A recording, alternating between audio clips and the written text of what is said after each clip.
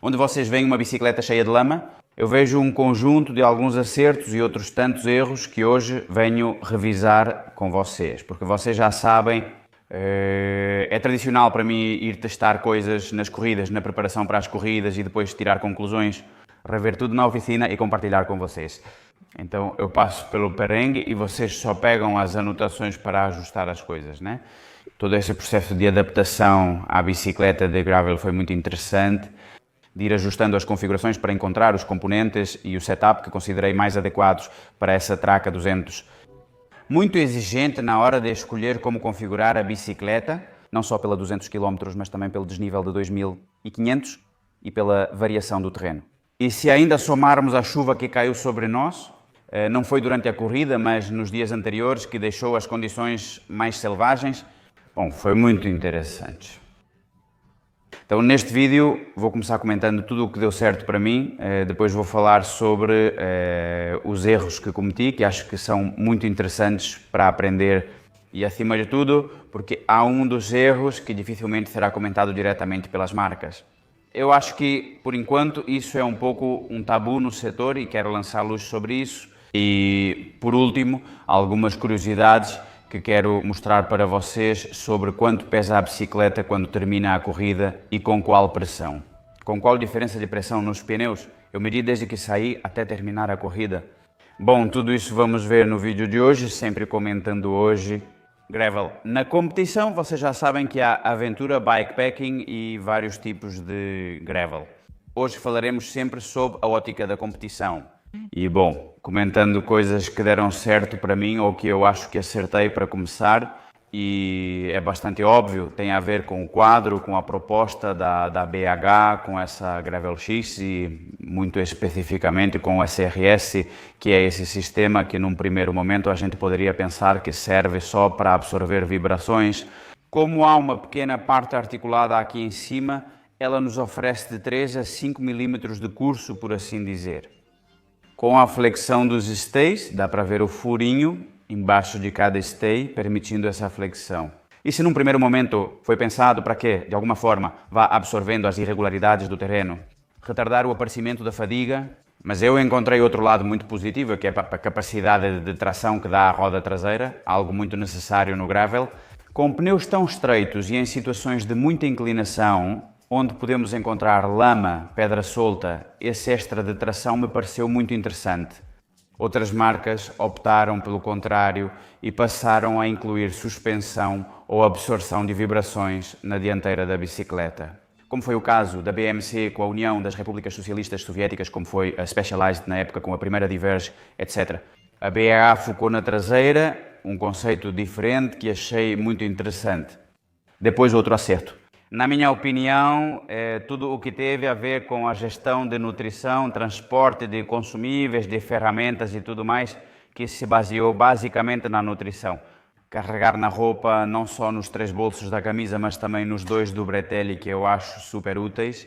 E depois ir depositando tudo o que tinha a ver com as embalagens, que além disso era onde estava guardado todo o lance das ferramentas e tudo mais. Nessa bolsa da SKS Germany, se não me engano, é o modelo Racer. O peso é só 112, 120 kg mais 20 gramas da bolsinha extra no conjunto. Tanto pela localização quanto pelo tamanho, achei perfeito. Já falei para vocês, estive testando bolsas aqui em cima, bolsas maiores que também estão no catálogo SKS, que não funcionava para mim, eu batia o joelho ao levantar do selim. Aqui elas são muito volumosas quando ocupam todo o quadro e, no entanto, esta aqui fica bem compacta. Não me incomodou em nada, consegui levar tudo o que precisava em 200 km. Então essa é uma configuração que eu acho que vou manter se eu fizer outras provas de gravel de longa distância. Selim. Parte fundamental também para tentar retardar o aparecimento da fadiga, nesse caso. Pela primeira vez na vida usei um selim de impressão 3D em uma prova de gravel. E esse Argo da Physique me pareceu incrível. Em conjunto com o SRS da BH foi simplesmente perfeito. Olha, exatamente como estou aqui, é como ir absorvendo todo o selim. É só testar com o dedo. E dá para ver que, de certa forma, ele tem essa rigidez na base, mas o tecido de cima é como uma almofadinha. Tudo conta nesse negócio do gravel. Muito importante também a questão dos pedais Favero Pro MX2, onde eu tenho incorporado o medidor de potência, porque realmente em uma corrida de longa distância assim, minha frequência cardíaca passou, assim como eu e meu físico, por muitas fases diferentes, onde eu acho que há uma parte central, onde eu tenho uma crise, ali a partir das 4 horas, onde a minha frequência cardíaca praticamente não subia. E se eu tivesse guiado toda a minha coleta de dados de como eu estava na corrida com base na frequência cardíaca, na verdade teria sido muito difícil entender realmente como estava o meu corpo. No entanto, vocês já sabem que os watts são constantes nesse sentido e poder contar com eles. Com esses pedais que no final vão sair desta bicicleta, serão colocados em outra e continuarei tendo medidor de potência onde quer que eu vá com esses pedais. Então isso representou uma vantagem na hora de gerenciar. Momentos de dificuldade em que eu estava prestes a desistir, em que achava que as coisas não estavam indo muito bem. Se eu visse o pulso, olhava os watts e pensava, não estamos tão mal, vamos em frente. Então um ponto interessante aí. Muito importante ter câmbio eletrónico, seja Shimano, seja SRAM. Nesse caso estou usando um Shimano GRX de 11 velocidades, mas tentem, na medida do possível, que seja eletrónico, porque mais uma vez a fadiga vai aparecendo. E onde mais aparece é nas áreas próximas aos pontos de contato com a bicicleta, especialmente o bumbum e especialmente as mãos e antebraços. No fim da corrida, com 180 a 190 km, trocar de marchas com câmbio eletrónico é só apertar um botão e fazer um gesto sutil. Já estava pesado, já estava com todos os antebraços bastante cansados. Nem quero pensar nisso com um câmbio manual, onde esse movimento antinatural do pulso é necessário. Chega um momento que, em alguma descida, em algum momento em que você está sofrendo, é muito provável que acabe tendo uma queimbra ou algo parecido no antebraço. Então, na medida do possível, sempre tente usar câmbios eletrónicos. Tenta escolher já de fábrica bicicletas que venham com câmbios eletrónicos. A escolha dos pneus, vou passar rapidamente por aqui, acho que foi a adequada, apesar de que havia áreas com muito barro. Por mais que eu tivesse trocado para um pneu com mais cravos, como pode ser, não sei, mesmo que fossem 40 mm igual ao que uso com esses Touareg da Hutchinson, mesmo que eu tivesse colocado algo com mais cravos, é que não faz diferença. Por essas áreas eu teria passado tão mal quanto com esse pneu e no entanto, com esse consegui pedalar muito, mas muito bem. Desci com segurança, sem problemas, rodas Speed 6 Player. Acho que me deram uma pedalada mais confortável no plano, não me prejudicaram na subida e se mostraram bem resistentes. Foi uma corrida com muitos problemas, principalmente furos, além de rodas quebradas e cubos estourados.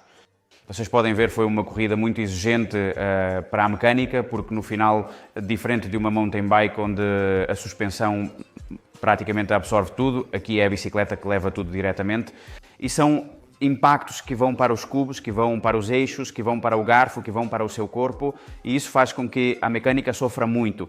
E bom, o que é que eu vou dizer? Um ponto muito importante, reflexão. Escolham também sempre bicicletas que tenham um espaço para o pneu bem amplo. Mesmo que vocês não vão usar, só imagine que a bicicleta tem um espaço máximo para o pneu de 45 mm. Você diz que não usaria pneu de 45 mm porque o de 40 já basta, mas com tanta lama eu via diferente. Bicicletas sofriam com espaços estreitos, pois a lama entupia a traseira e impediam o movimento. Enquanto outros de nós que tínhamos mais espaço para o pneu, não tínhamos absolutamente nenhum tipo de problema, né? Então, nesse sentido, tentem também sempre comprar, adquirir, alugar, o que for, bicicletas com espaço máximo para o pneu, mesmo sem usar pneus largos. E dito isso, agora vamos aos erros, vamos ver os erros. Eu achava que tinha controle, mas parece que nem eu nem muitos conseguimos acertar. E é a questão dos suportes de caramanhola. Na primeira descida rápida, que estávamos a uns 50, 50 e poucos por hora, começaram a voar caramanholas. Um deles era meu, achei que esses suportes de caramanhola seriam fortes o bastante. Na verdade, eu já tinha testado eles com mais de 800 km nos mesmos percursos. Olha, eu não sei o que acontece no dia da corrida. Tem mais nervosismo, tem mais adrenalina. A garrafinha voou, como eu falei, assim como várias outras. Solução simples, que já usei várias vezes, como com tinta em descer. Basta usar um arame de pão de forma, coloque-o na ponta do suporte da garrafinha e resolva o problema ou enrola a garrafinha com fita isolante. Assim ela ganha mais resistência para não sair voando. Mas é algo que você deve considerar, pois pode mudar toda a estratégia de nutrição e hidratação da corrida e causar um grande contratempo. Acho que meu maior erro foi, na verdade, um aprendizado. Vamos colocar de uma forma positiva o maior aprendizado que consegui tirar dessa experiência. 200 tem a ver com a transmissão, porque eu já vinha dizendo isso nos dias anteriores. É uma corrida com uma escolha de transmissão muito complicada, porque temos 200 km, dos quais 160, 155 mais ou menos, são completamente planos. É necessário pedalar em grupo, em alta velocidade, enfrentando 2.500 metros de desnível acumulado, que a maioria das pessoas, até mesmo pessoas da frente muito boas, faziam andando porque não tinham marcha suficiente para encarar isso em cima da bicicleta. Ou sim, mas você ia gastar tanta energia que não valia a pena. Então, para mim, a primeira conclusão é que eu errei nessa transmissão, que modifiquei com um prato único de 42 dentes na frente e um cassete 4611 atrás. Eu errei porque quis ser conservador e queria ter certeza de que chegaria perfeitamente ao final da prova e que seria capaz de mover a bicicleta em qualquer tipo de circunstância, tanto no plano quanto na subida. E no final, percebi que no plano o monobloco era muito curto para mim e nas subidas o cassete também. No final, eu não tinha boa disposição em nenhum terreno. Por quê? Aqui eu digo que as marcas ainda não falam muito sobre isso. Existe um certo tabu. Vamos comentar sobre isso. As bicicletas de gravel, normalmente de fábrica, estão vindo com montagens de coroa única de 40 dentes e um cassete atrás. 1043 ou 1142, mais ou menos, dependendo se é Shimano ou SRAM, certo? É uma relação geralmente polivalente e, sobretudo, pensada, acredito. O cassete ficava muito curto para mim, e cassete muito curto, e o cassete ficava curto para mim. O cassete ficava muito curto e ficava muito. O cassete o cassete muito curto, ficava muito curto. Ficava curto para mim e ficava muito curto.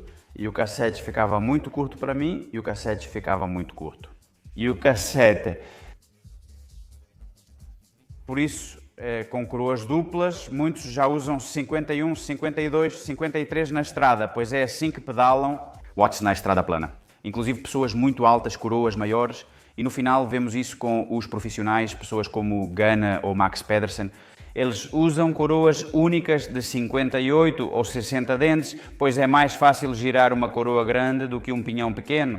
Precisa ficar sempre claro, certo? Então, com essa configuração, 42 dentes de coroa única, se eu for, eu só vou bem com ela no plano, porque sou capaz de manter 30, 31, 32 km por hora de forma constante, perfeito.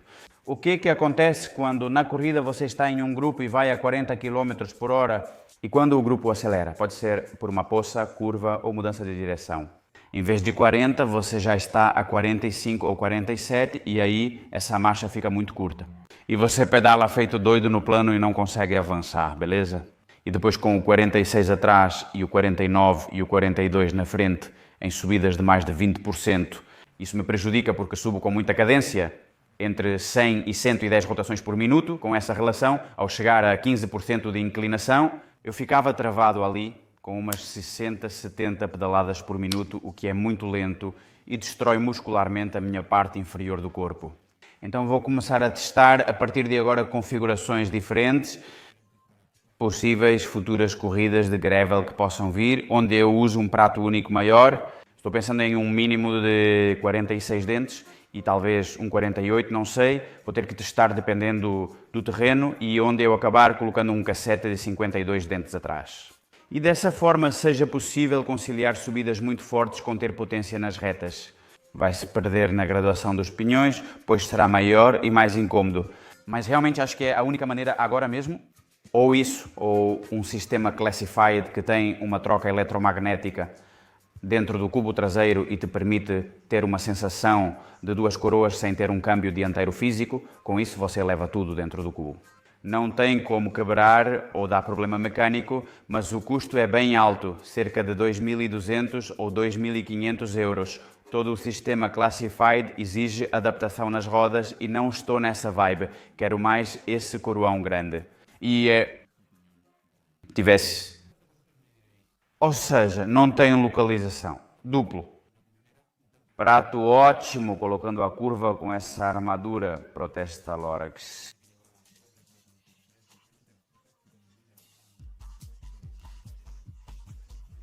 Jogador que é financiado seu.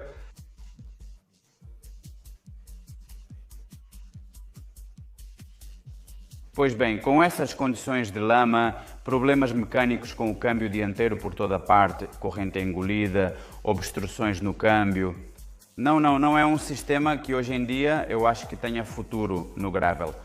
A questão do pé de vela duplo, para uma prova tão difícil e com essa lama, com certeza não. Agora vamos às curiosidades.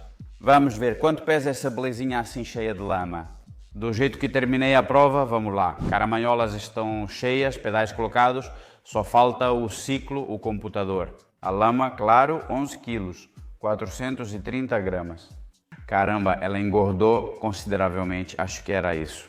Não lembro se pesei antes de colocá-la para rodar, mas acho que sem os pedais e sem as garrafas estava em 8 kg e 800 gramas, algo assim.